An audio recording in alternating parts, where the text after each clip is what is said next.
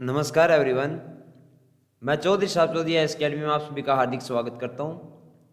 अगर आप हमारे चैनल पर पहली बार आए तो कृपया करके चैनल को सब्सक्राइब कर लें, बेल आइकन को प्रेस कर लें ताकि आने वाली वीडियो की लेटेस्ट नोटिफिकेशन आपको मिलती रहे।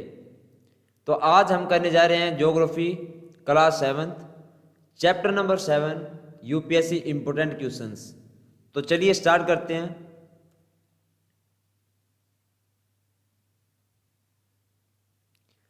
सबसे पहला क्वेश्चन हमारा होगा, मानव बस्तियों के संबंध में नीचे दिए गए कथनों पर विचार कीजिए। नीचे आपको दो स्टेटमेंट दी गई हैं। पहली हमारी है, वे स्थान जहां भवन अथवा बस्तियां विकसित होती हैं उसे बसाव स्थान कहते हैं। और दूसरी स्टेटमेंट हमारी है, घने जंगलों, गर्म एवं ठंडे रेगिस्तानों तथा पर्वतों के निवास अक्सर स्थायी बस्तियों में रहते हैं। जो निवासी होते हैं हमारे पर्वतों के और उनके रेगिस्तानों के, वो कहाँ रहते हैं?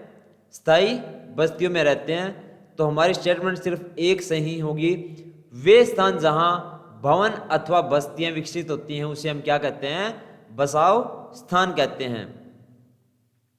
जैसे क्योंकि बस्तियां वे स्थान होती हैं जहां पर लोग अपने लिए घर बनाते हैं। जैसे हम रहते हैं तो हमने जो मकान बनाए हुए होते हैं हमारे रहने के लिए, उसको हम क्या कहते हैं? बस्तियां कहते हैं। या फिर वे स्थान जहां भवन अथवा बस्तियां विकसित होती हैं उसे हम क्या कहते हैं? बसाव स्थान कहते हैं। और आदर्श बसाव स्थान कौन सा होता है हमारा?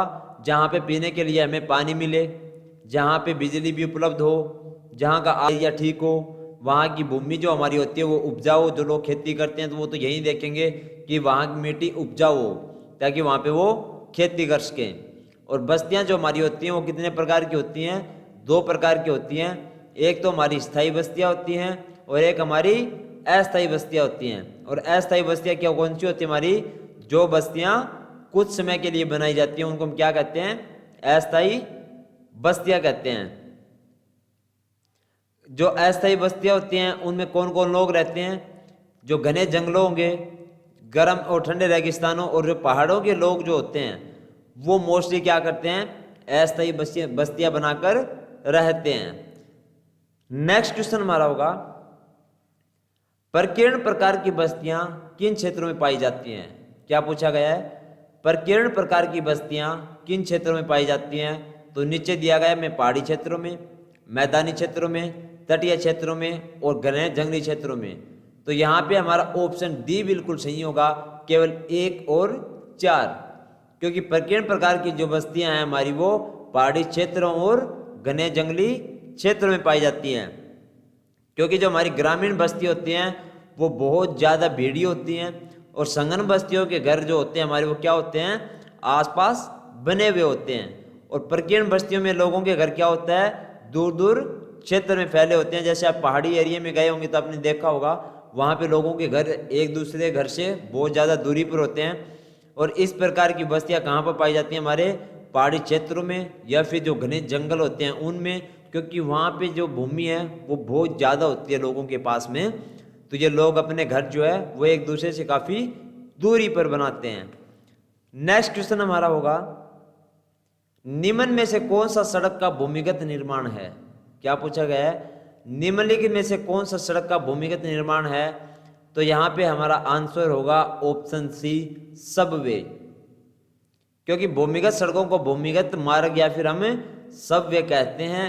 फ्लाईओवर ये जो होते हैं हमारे फ्लाईओवर, ये पृथ्वी की सतह के ऊपर बने होते हैं। आपने देखा भी होगा फ्लाईओवर जो होते हैं। इसके बाद में नेक्स्ट हमारा होगा, जलमार्ग के संबंध में नीचे दिए गए कथनों पर विचार कीजिए।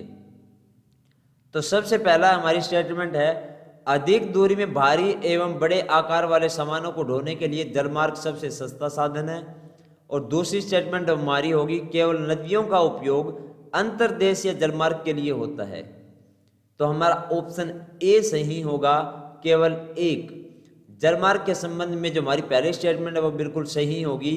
अधिक दूरी में भारी एवं बड़े आकार वाले सामानों को ढोने के लिए जलमार्ग सबसे सस्ता साधन है। क्योंकि जलमार्ग जो हमारे होते हैं वो मुख्यतः कितने प्रकार के होते हैं? जलमार्ग 2 प्रकार के होते हैं, अंतर्देशीय जलमार्ग और दूसरा हमारा समुद्री मार्ग। जो 9 बहने योग्य नदियों और झीलें हैं उनका उपयोग हम क्या करते हैं, अंतर्देशीय जलमार्ग के लिए करते हैं। और कुछ महत्वपूर्ण हमारे अंतर्देशीय मार्ग जलमार्ग की बात की जाए तो वो कौन से होंगे, गंगा का ब्रह्मपुत्र नदी तंत्र, और उत्तरी अमेरिका में ग्रेट लेक एवं अफ्रीका में नील नदी। और समुद्री और महासागरीय जलमार्ग का उपयोग सामान्यतः जो होता है हमारा व्यापारिक माल एवं सामान को एक देश से दूसरे देश में पहुंचाने के लिए किया जाता है। और ये मार्ग जो हमारे होते हैं वो किससे जुड़े होते हैं, तो ये मार्ग हमारे पतनों से जुड़े होते हैं। दूसरा हमारा पूछा गया है विश्व का सबसे लंबा रेल मार्ग है, तो विश्व का सबसे लंबा जो रेल मार्ग है हमारा ऑप्शन बी सही होगा, ट्रांस साइबेरियन रेल मार्ग। कौन सा, ट्रांस साइबेरियन रेल मार्ग। विश्व में सबसे लंबा रेल मार्ग है और ये कहाँ पे है, पश्चिमी रूस में सेंट पीटर्सबर्ग से लेकर प्रशांत महासागरीय तट पर स्थित व्लादिवोस्टोक, कहाँ तक जाता है ये, व्लादिवोस्टोक तक जाता है।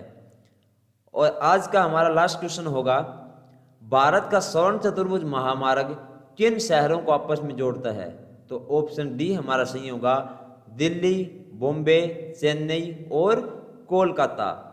जो हमारा स्वर्ण चतुर्भुज महामार्ग है वो दिल्ली, मुंबई, चेन्नई और कोलकाता को आपस में जोड़ता है। इसके बाद में हम करेंगे चैप्टर नंबर 8। तब तक के लिए बाय बाय।